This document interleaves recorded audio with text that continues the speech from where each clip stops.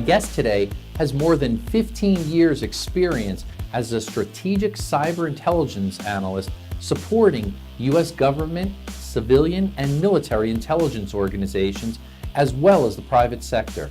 Emilio Iasiello has delivered cyber threat presentations to domestic and international audiences and has published extensively in peer-reviewed journals as well as security blogs. Emilio, what keeps you up at night? Well, thanks for having me here, Scott. What keeps me up at night is organizational accountability for cyber breaches. Now, I worry that breaches are so common, they are becoming the norm rather than the anomaly. The larger the breach, the more credentials compromised, the more white noise people are hearing.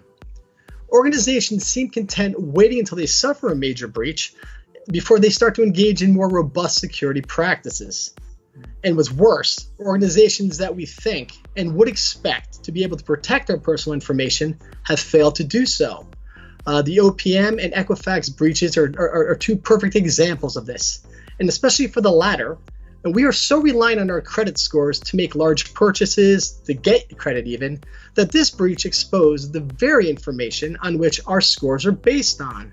And what's worse, no significant accountability penalties have been levied against organizations like this, and this mindset has to change. Now, a year of free credit monitoring is unacceptable.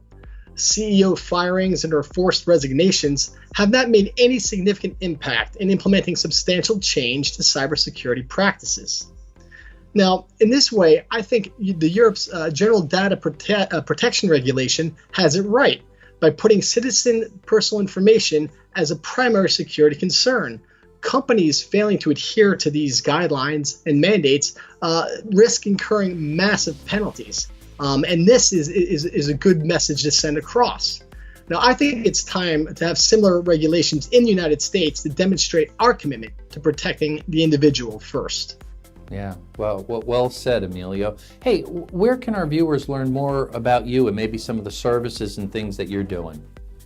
Oh, sure. First of all, with my unique name, you just type that into Google and it'll bring up pretty much everything associated with me. But I can be reached on LinkedIn. Also, my writing can be found on academia.edu if you can't find it in the Google search. And I do have a Twitter handle as well. It's my last name, IASIELLO_E.